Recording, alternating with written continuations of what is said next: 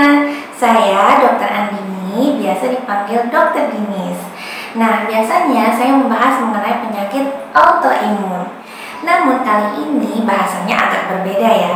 Tapi saya menganggap saat ini adalah sesuatu hal yang sangat penting untuk dibahas. Nah, saya rasa kita semua sudah mendengar mengenai apa yang terjadi di India ya. Ini mengingatkan kita bahwa kita masih dalam pandemi, teman-teman. Jadi jangan sampai lengah ya. Ada banyak informasi simpang siur dan mungkin teman-teman masih bingung. Nah, teman-teman gak usah bingung. Dokter Dinis punya guru dan teman-teman yang baik hati yang mau berbagi ilmu kepada kita semua dengan harapan bisa memberikan pemahaman yang lebih baik. Tapi berarti penting untuk menonton video ini sampai selesai ya. Oke, jadi yuk.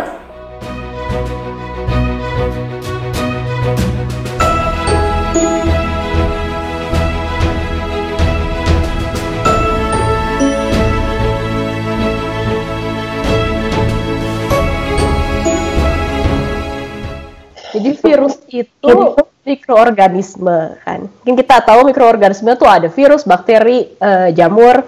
Nah, coba kalau bakteri sama jamur itu kan bisa tumbuh di kayak permukaan yang nggak hidup ya. Misalnya tumbuh di atas makanan, tumbuh di atas benda mati segala macam.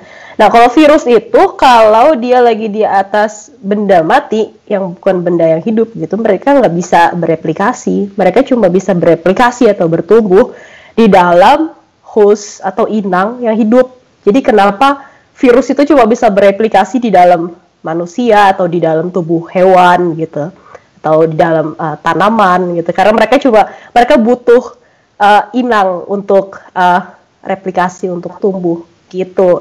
Itu definisi dari virus sih secara umum gitu. Jadi kalau virus nempel di mana-mana tuh sebenarnya dia nggak bisa tumbuh. Cuma kalau kita nyentuh permukaannya dan tiba-tiba di permukaannya tuh ada virus, nah virus itu masuk ke dalam tubuh kita dan dia bisa tumbuh deh.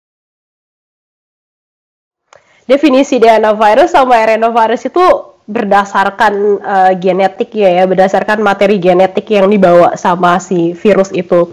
Nah, kalau DNA virus itu berarti materi genetiknya DNA. Nah, manusia itu kan juga materi genetiknya DNA kan.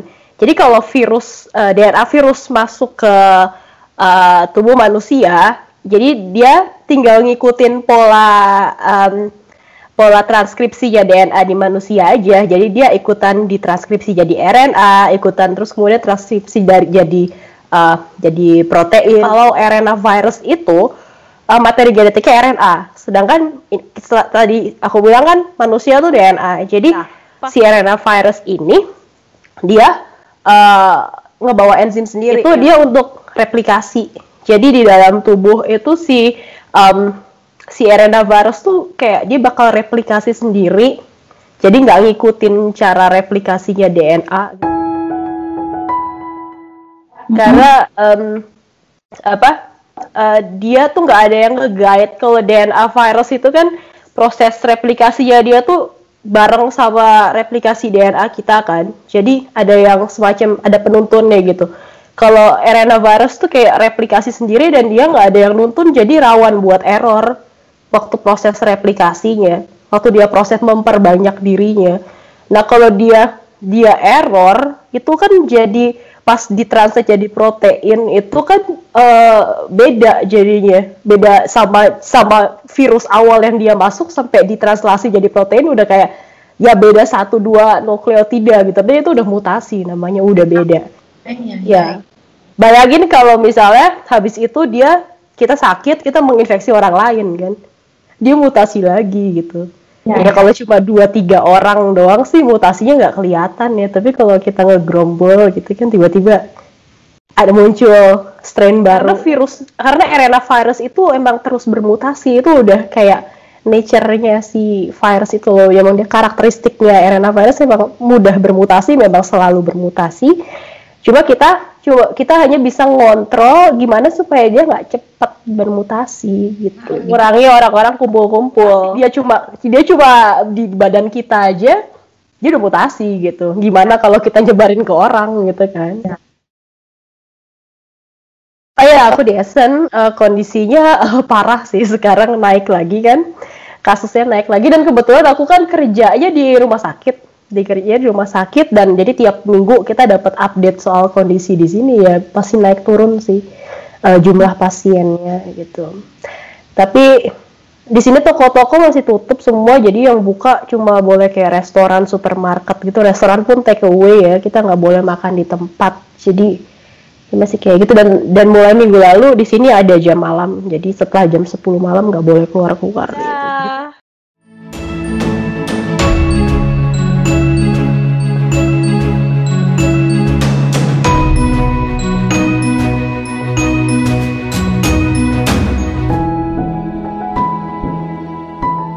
Jadi vaksin itu suatu zat yang bila diberikan kepada tubuh kita, itu akan merangsang timbulnya kekebalan terhadap suatu penyakit ya.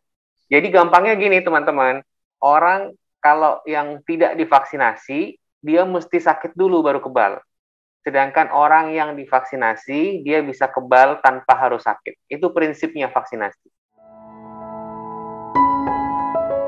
Vaksin itu sangat sulit. Jadi pertama kita mesti coba dulu pada binatang percobaan ya. Lalu kalau berhasil kita uji coba pada manusia. Ini disebut sebagai uji klinis. Uji klinis ini ada 3 tahap lagi. Tahap 1, tahap 2, tahap 3 yang total melibatkan ribuan orang. Kenapa mesti ribet panjang begini? Karena dalam membuat vaksin yang pertama adalah soal keamanan ya. Tidak ada tawar-menawar dalam hal keamanan. Baru yang kedua kita bicara tentang efektivitas. Dan semua vaksin yang kita gunakan, termasuk vaksin COVID, itu sudah melalui tahapan ini. Sebetulnya vaksin itu dibagi 2, vaksin hidup dan vaksin mati. Ya, nanti kalau vaksin mati jenisnya sekarang udah banyak seiring dengan perkembangan teknologi ya. Ada vaksin namanya whole virus, jadi semua virusnya utuh dimasukkan. Ada vaksin subunit ya, sekarang ada vaksin DNA, RNA segala macam. Tapi pada prinsipnya apapun teknologinya, apapun platform teknologinya, tujuannya sama, itu untuk merangsang timbulnya kekebalan atau antibodi. Nah, untuk vaksin COVID ini kita perlu pahami bahwa semua vaksin COVID yang kita gunakan di Indonesia itu seluruhnya menggunakan virus yang mati, bukan dilemahkan ya. Virus yang mati, kalau udah mati nggak bisa hidup lagi. Ini ada konsekuensinya. Kalau virusnya virus mati, maka itu tidak mungkin vaksin COVID bikin kita sakit COVID. Jadi bukan vaksin menyebabkan sakit COVID, nggak mungkin. Tidak mungkin vaksin COVID menyebabkan swab kita jadi positif. Tidak mungkin. Dan juga tidak mungkin vaksin COVID menyebabkan kita jadi menularkan COVID. Itu tidak mungkin. Gitu. Semua produk kedokteran itu punya efek samping ya, obat, vaksin, tindakan operasi itu semua punya efek samping. Efek samping vaksin disebut sebagai KIPI, kejadian ikutan pasca imunisasi. Dari penelitian diketahui bahwa KIPI ini atau reaksi pasca vaksinasi itu mayoritas bersifat reaksi lokal, yaitu kemerahan, nyeri di bekas suntikan. Sebagian kecil orang itu akan merasa demam, lemas, ngantuk, ya, dan itu hal-hal yang sebetulnya wajar. Dan biasanya akan hilang dalam waktu yang tidak lama. Tapi kita mesti ingat bahwa manfaat vaksinasi itu jauh lebih besar daripada kemungkinan timbulnya efek samping seperti ini. Sehat semua teman-teman ya.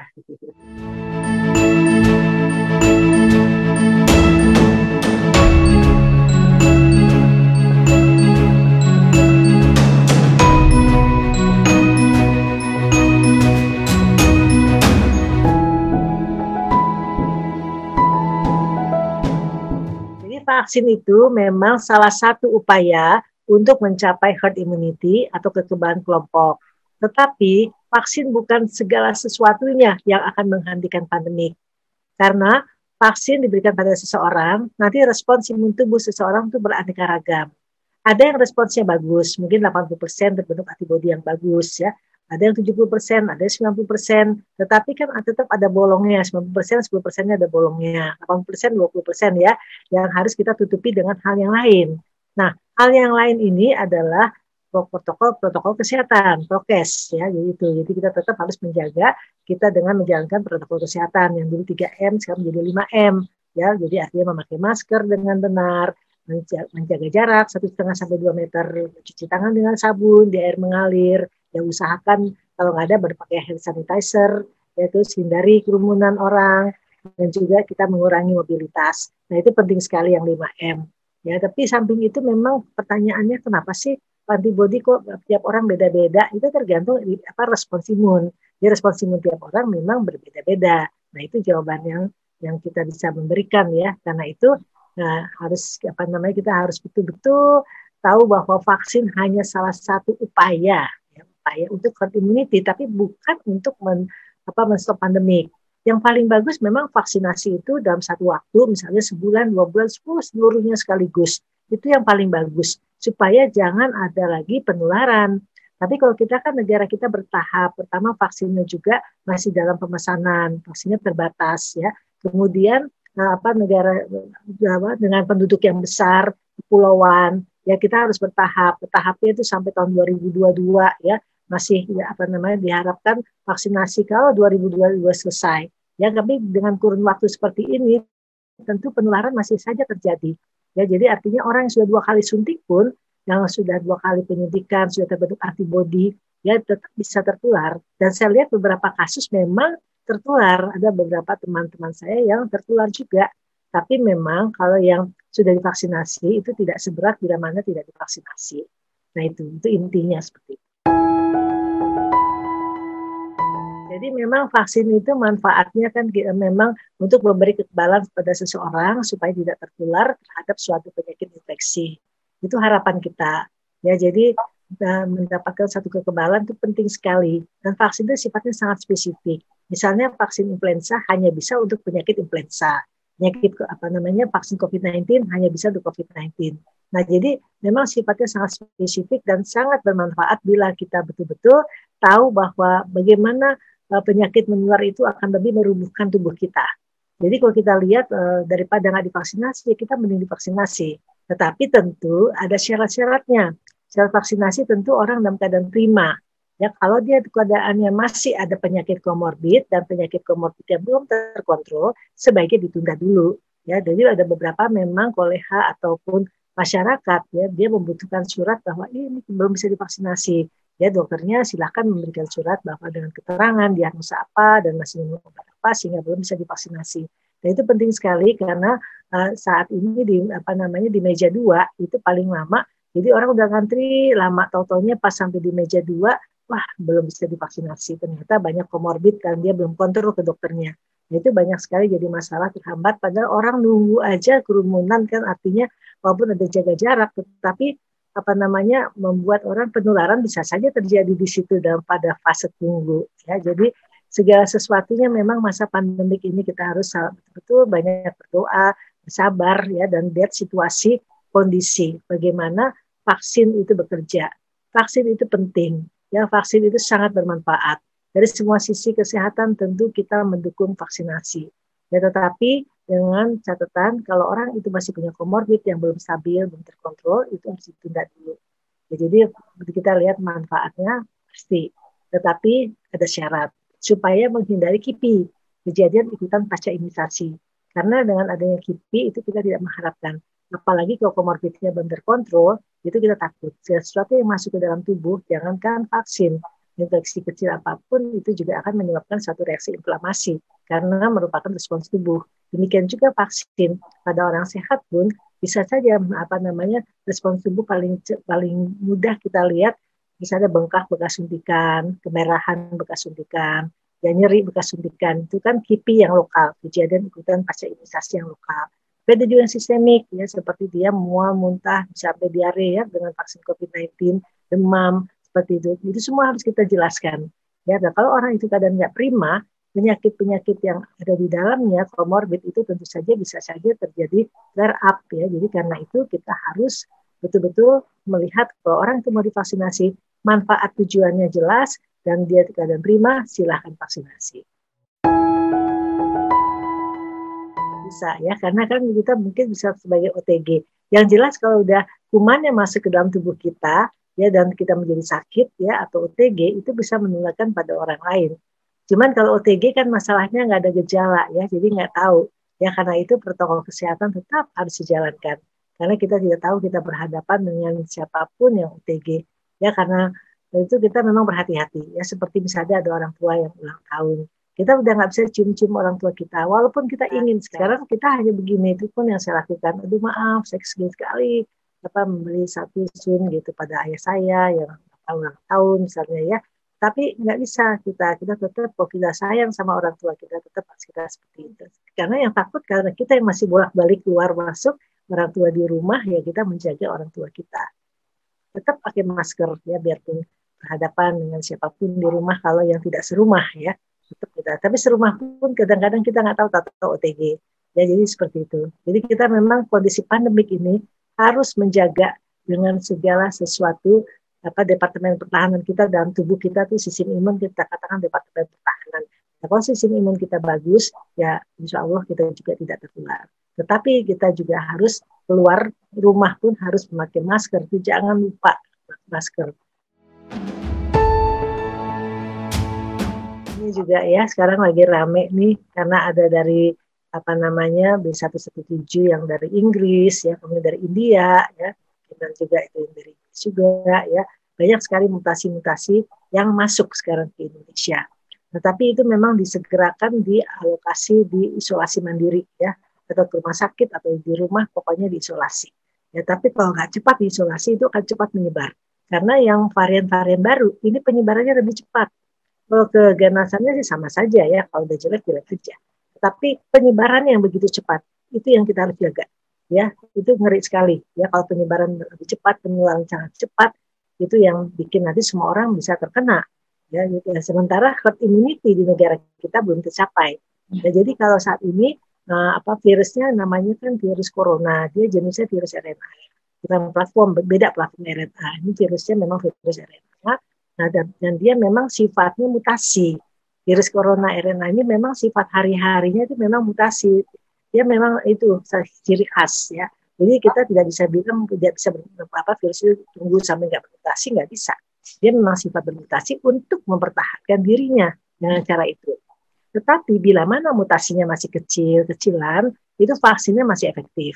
Ya, jadi misalnya yang tadinya 90%, sekarang jadi 80% atau 70% efektif vaksin ya, karena ada perubahan-perubahan kecil daripada si virus ya, mutasi kecil. Tapi kalau mutasinya udah besar-besaran, ya tentu saja strain-nya jadi berubah ya. Tapi sementara ini kita masih bisa dikondisikan tetap bisa pakai vaksin yang ada saat ini. Karena yang masuk itu sebenarnya segera sudah diisolasi. Mudah-mudahan tidak ada penyebaran yang meluas ya. Nah, vitamin D itu memang dibutuhkan oleh tubuh siapapun ya. Siapapun kita butuh vitamin D. Kenapa? Karena vitamin D reseptornya ada di dalam seluruh tubuh kita. Jadi seluruh tubuh kita dari otak sampai kaki sampai seluruh isi organ kita, dan apalagi sel-sel imun sistem kita semuanya ada reseptor untuk vitamin D. Reseptor itu artinya tempat berlabuhnya lah, awamnya menempelnya vitamin D. Jadi artinya seluruh tubuh kita, seluruh organ tubuh kita membutuhkan vitamin D untuk bekerja. Tanpa vitamin D dia nggak bisa bekerja organ-organ tubuh termasuk sel-sel sistem imun. Jadi kalau kita kekurangan vitamin D akan mudah menimbulkan berbagai macam penyakit. Misalnya orang yang alergi, asma, atau gatal-gatal di kulit, atau pilek-pilek alergi yang kita sebut rinitis alergi, dia kekurangan vitamin D, nah itu otomatis lebih parah kondisinya dibandingkan orang yang memang sudah ya vitamin D bagus levelnya. Dan bagaimana kita mengetahui level vitamin D kita? Kita bisa periksa ke laboratorium. Cek darah, ya tidak usah puasa, kita cek darah, ya. Dan kemudian kita tahu, nah rata-rata berapa sih normalnya vitamin D di Indonesia? Kita belum punya nilai normal yang sebenarnya dari Indonesia sendiri. Kita pakai dari yang asing, yaitu kalau 30 sampai 100 itu normal. Kalau 21 sampai 29 insufisiensi. Insufisiensi itu artinya kekurangan, tetapi tidak sampai kurang banget. Kurang banget itu di bawah 20 namanya defisiensi. Nah, kalau kita defisiensi vitamin D, itu kita lebih baik kita minum 5.000 sampai 10.000 ya, vitamin D per hari, international unit per hari. Ya, tapi kalau kita sudah di tengah-tengah antara 20-30 ya, insufisiensi, itu kita boleh minum 5.000 juga tidak apa-apa. Tapi kalau udah normal kita bisa hanya 1.000 sehari, 1.000 international unit atau 2.000 international unit. Tapi masa pandemik ini, apalagi orang-orang yang penyintas autoimun, itu membutuhkan vitamin D lebih, ya, karena dia untuk kekuatan tulang, ya, dan juga untuk brain fog, ya, kadang-kadang orang autoimun seringkali lupa, ya, kita sebut brain fog, ya, kemudian cepat tidur, lelah, cepat capek, fatigue, gitu ya, itu vitamin D lebih, ya, minimal paling tidak 5.000 per hari, ya. Nah, tadi berkala periksa vitamin D 2 bulan atau 3 bulan, cek vitamin D. Kalau udah bisa diturunkan, bisa 4.000, 3.000, akhirnya 2.000 sebagai maintenance. Memang kalau kita cepat-cepat turunin, itu cepat sekali vitamin D ikut turun. Karena kebutuhan pada penyakit autoimun itu lebih dari biasanya. Ya, jadi saya pun sekarang lagi vitamin D turun karena beberapa waktu yang lalu udah enak, terus kita minum lagi, dropnya cepat sekali. Sekarang saya bisa minum sampai 10.000 sekarang per hari. Ya. Karena untuk mengejar lagi kekurangan itu, karena cepat harus dikejar. Jangan sampai kalau vitamin D rendah, artinya sensitif kita terhadap berbagai penyakit mudah masuk. Apalagi penyakit COVID ya, seperti kayak begini. Ya, itu cepat sekali. Jadi vitamin D kita harus cukup, ya itu dia. Jadi artinya, kalau gitu pertanyaan berikut lagi, kalau gitu yang benar vitamin C apa vitamin D sih untuk sistem imun? Dua-duanya dibutuhkan. Ya, dua-duanya kita butuh C dan D. Tetapi D dalam hal ini adalah tonggaknya dari sistem imun kita. Ya, karena itu untuk kepentingan imun sistem kita untuk menghadapi masa pandemik, apalagi bagi orang penyintas autoimun, vitamin D ini menjadi pacarnya hari. Jangan dilupakan, gitu ya. Vitamin D hari ini udah minum belum? Nah, itu selalu ingat ya. Ya, makanan hanya sedikit mengandung vitamin D. Karena itu asupan saat ini penting sekali. Ya, kalau kita mau kombinasi asupan makanan itu lebih baik. Ya, kemudian bagi yang bisa berjemur, silahkan berjemur. Tidak boleh lama-lama, hanya 10 menit per hari. Itu pun kita cari jamnya, dari jam 9 sampai jam 12 ya. Hanya 10 menit. Ya, paling bagus memang di punggung. Tapi bagi wanita yang berjilbab itu sulit ya. Jadi punggung tangan, punggung kaki, itu sudah lumayan. Vitamin K2 dibutuhkan bila mana kalau dia ada kelainan daripada kardiologi. Tapi kelainan jantung. Kan yang ditakutkan adalah penyerapan kalsiumnya itu banyak ya. Jadi takutnya dia membuat plak-plak kalsium di mana-mana kayak bekuan-bekuan kalsium gitu. Jadi kan takutnya sistem kardiovaskulernya menjadi tersumbat. Itu yang kita takutkan. Jadi vitamin K2 itu sebagai tambahan pada orang yang kalau kardiovaskuler kita tahu kurang baik ya. Tapi kalau orang normal tidak apa-apa, tidak usah pakai K2.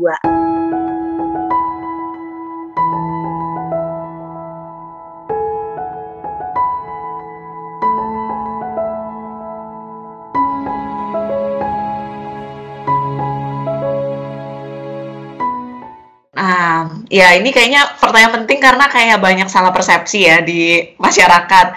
Jadi herd immunity itu, semoga ini sederhana, suatu keadaan di mana tuh sekumpulan orang di satu kelompok populasi, satu kelompok orang itu punya daya tahan tubuh terhadap penyakit tertentu gitu. Jadi misalnya katakanlah di satu grup itu ada 100 orang. Nah, yang namanya herd immunity itu, dari 100 orang itu, katakanlah ada 90 orang yang punya daya tahan tubuh untuk melawan infeksi virus atau ya virus tertentu. Nah, jadi akibatnya itu, waktu virusnya itu mau masuk ke kelompok 100 ini, virusnya itu susah buat masuk karena 90 orang tuh udah punya daya tahan tubuh gitu. Jadi herd immunity itu suatu keadaan di mana satu kelompok populasi itu hampir sebagian besar sudah punya daya tahan tubuh sehingga virus susah untuk masuk dan menular di kelompok itu. Iya, jadi herd immunity itu kan pada dasarnya tuh harus segrup orang itu punya imunitas. Nah, imunitas itu kan sebenarnya bisa didapat dari dua cara ya. Imunitas terhadap infeksi maksudnya bisa didapat dari dua cara. Satu, orangnya divaksin, jadi dia punya antibodi, punya kekebalan tubuh untuk melawan virus. Yang kedua, orangnya itu terinfeksi penyakit itu, jadi setelah terinfeksi dia punya antibodi juga. Nah, walaupun bisa dari dua cara ini, terinfeksi atau dapat vaksin, sejarah yang ada itu membuktikan bahwa selama ini herd immunity untuk mencegah laju penularan virus itu tercapainya melalui pemberian vaksinasi. Contohnya kayak waktu mau memberantas polio, itu seluruh dunia tuh sibuk vaksinasi polio gitu. Nah, terus berapa banyak yang harus divaksin untuk mendapatkan herd immunity ini? Nah, ini tuh beda-beda, sangat tergantung pada banyak hal, tergantung pada kayak seberapa infeksius virusnya sendiri. Terus juga kalau misalnya udah divaksin, berapa lama vaksinnya itu antibodi setelah vaksinasi itu bertahan, apa kalau cuma sebentar atau jangka panjang. Dan tergantung juga apakah nih virus bermutasi-mutasi terus gitu. Tapi secara umum biasanya tuh herd immunity tercapai kalau misalnya 80% dari keseluruhan orang itu divaksinasi. Pertanyaan sejuta umat ya. Jadi pertama itu kan yang mencanangkan kalau ini tuh pandemi itu kan WHO ya. Nah, yang bilang nanti pandemi sudah berakhir itu juga WHO. Ada banyak kriteria yang dipakai, tapi pada umumnya adalah bisa dibilang kalau misalnya laju infeksinya itu sudah berkurang secara drastis di hampir seluruh negara yang terkena pandemi itu. Jadi bukan berarti kalau harus nunggu si virus corona ini hilang, musnah dari muka bumi baru pandemi itu berakhir. Nggak kayak gitu. Justru kemungkinannya kalau belajar dari kasus pandemi sebelumnya, virus ini tuh tidak akan musnah gitu. Nah, tapi bisa dibilang pandemi itu berakhir kalau di seluruh negara itu, semua negara tingkat infeksinya sudah terkontrol. Swedia sekarang kita lagi memasuki third wave. Oh, naik lagi ya. Jadi ini tuh vaksinasinya udah berjalan dan rencananya targetnya tuh dalam 2 bulan lagi vaksinasinya akan selesai. Tapi sekarang tuh lagi memasuki third wave di mana kasusnya itu jumlahnya tuh hampir sama dengan gelombang yang pertama. Karena yang sekarang tuh berkeliaran di populasi ini kan kebanyakan yang usia muda, yang udah divaksin tuh yang tua-tua yang 60 tahun ke atas. Nah, yang usia muda ini belum divaksin, tapi tuh mereka udah mengendurkan protokol kesehatan lah ya gitu. Jadi kalau di gelombang pertama itu kasusnya tuh tinggi, tapi banyak kan orang tua yang di elderly house yang kena. Di gelombang ketiga ini kasusnya tinggi juga, tapi orang-orang masih muda yang kena gitu. Pertama tuh sebelum pakai masker, seperti yang kita udah tahu, untuk mencegah penularan virus juga pokoknya kita tuh sebisa mungkin menghindari tangan kita tuh memegang daerah wajah. Nah, kalau kita mau pakai masker kan kita harus menyentuh daerah wajah. Jadi sebelum pakai masker yang pertama itu harus selalu cuci tangan dengan air mengalir dan sabun gitu ya. Atau kalau misalnya nggak ada, ya berarti menggunakan hand sanitizer yang mengandung alkohol. Nah, setelah cuci tangan baru kan mulai pakai maskernya. Nah, maskernya itu yang paling penting itu adalah itu harus menutup rapat gitu, yang di daerah hidung sama di bawahnya mulut tuh harus ketutup rapat. Kalau pakai masker medis, yang ada bagian yang kerasnya ini, ada kawatnya itu di atas yang buat daerah hidung ya.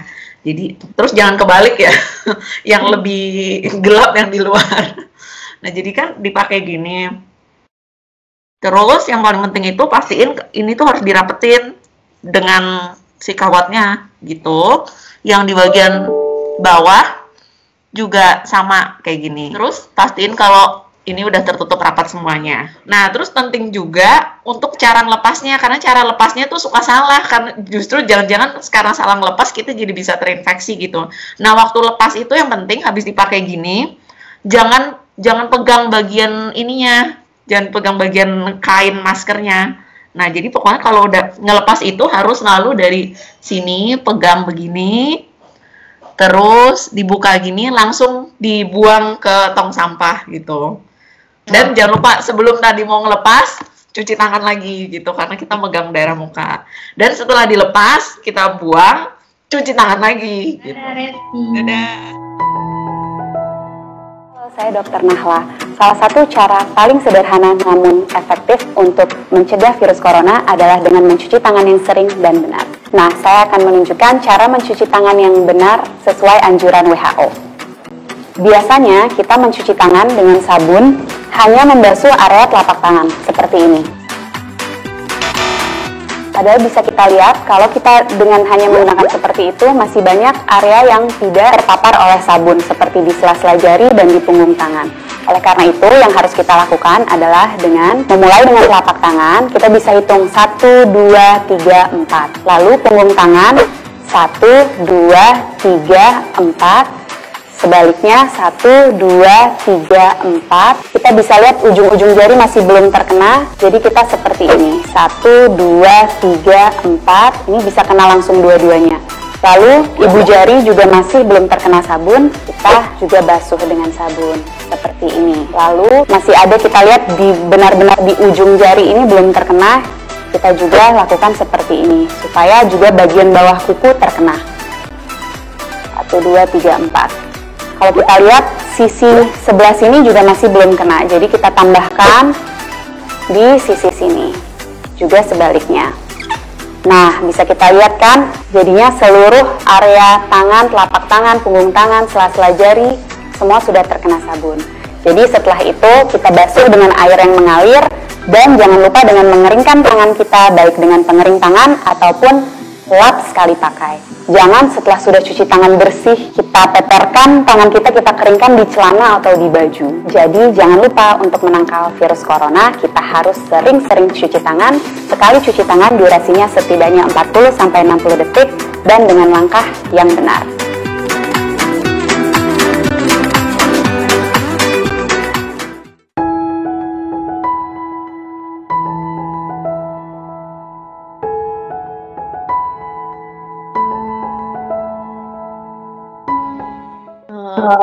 Capek ya sebenarnya.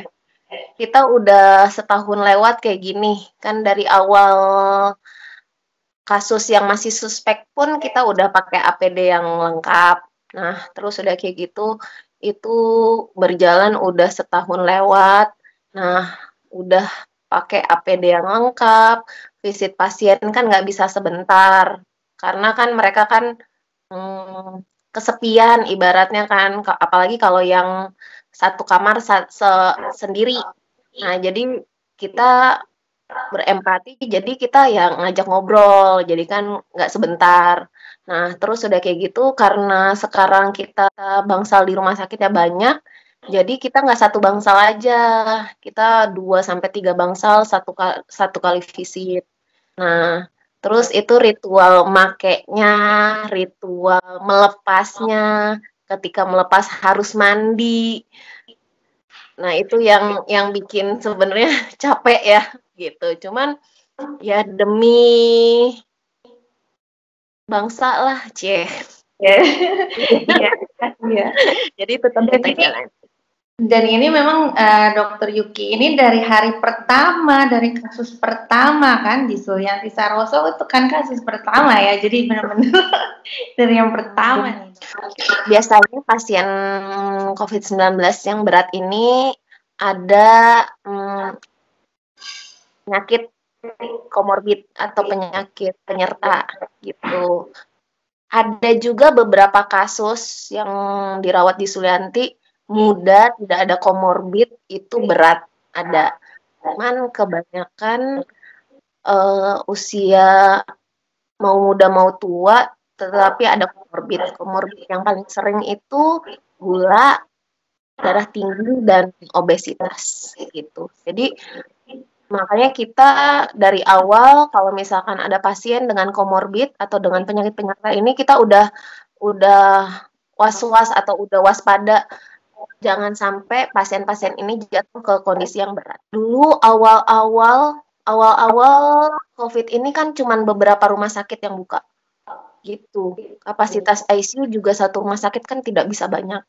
Nah, jadi itu ketika kita lagi jaga konsul SPGDT namanya, itu yang untuk konsul-konsul dari rumah sakit luar, itu dengan terpaksa kita tanda kutip bukan menolak ya, tapi kita mengatakan bahwa ICU saat ini penuh gitu. Jadi nanti konsul ulang lagi atau WhatsApp ulang lagi ke SPGDT Sulianti kalau untuk tahu apakah ICU-nya ada atau enggak, atau nanti kita masukin waiting list dulu gitu. Nah, kalau sekarang alhamdulillah beberapa rumah sakit kan udah buka dan udah ada ICU-nya juga. Jadi mungkin bebannya kita jadi bagi rata. Jadi ya tetap ada fase waiting list untuk pasien, cuman nggak sebanyak dulu gitu. Waktu yang awal tahun baru bener tuh melonjak kasusnya kan, karena orang liburan Natal dan tahun baru, jadi ya mungkin juga udah pada bosan kan, hampir setahun nggak kemana-mana, di rumah aja gitu. Jadi orang mungkin udah nggak betah di rumah gitu. Nah itu kita kondisinya waktu itu tenaga kesehatan kita juga banyak yang kena gitu. Jadi waktu itu pasiennya banyak, jumlah tenaga kesehatan kita juga berkurang karena ada yang sakit. Jadi ya apa ya, tetap semangat karena ya harus dihadapi kan yang kayak gitu kan. Pasien sudah sembuh itu masih terdapat gejala sisa ibaratnya. Nah, itu kita bilang ada yang pasca COVID akut atau pasca COVID kronik. Nah, pasca COVID-nya ini yang dibilang long COVID. Lalu kalau misalkan pasca COVID akut itu gejalanya itu sebelum 14 hari. Tapi kalau yang kronik setelah 14 hari pun masih terasa. Nah, itu memang kan saya sebagai penyintas, saya sebagai salah satu penyintas juga, alhamdulillah saya nggak ada gejala dari awal. Tapi kalau mama saya itu gitu, setelah negatif 1-2 bulan kok mama masih sering capek ya Ki gitu. Kok mama masih nggak terlalu bertenaga, masih lemes gitu. Nah itu yang saya sadari, oh iya ternyata long COVID ini ada. Yang kita perlu tahu dan masyarakat perlu tahu adalah bahwa ada orang-orang yang juga cuma gejala ringan gitu ya, tapi kemudian mengalami long COVID ya. Jadi long COVID itu nggak hanya untuk mereka yang mengalami gejala sedang atau berat gitu ya, gitu. Dan itu ada bervariasi banget ya gejalanya juga, dan kemudian ada yang bisa cuma berapa bulan, ada yang bisa sampai setahun gitu ya, seperti itu. Masih banyak lah yang berat masih. Saya ICU itu masih penuh, terus penggunaan HFNC, high flow nasal kanul, itu juga masih banyak yang membutuhkan gitu. Jadi kalau dibilang masih banyak, masih. Nah, lalu ini rumah sakit saya juga mau nambah tempat tidur lagi nih karena peningkatan jumlah kasus gitu. Oh, sudah peningkatan dong. Iya, ada peningkatan. Aduh. Gitu. Terima kasih ya Yuki. Sama Dinis.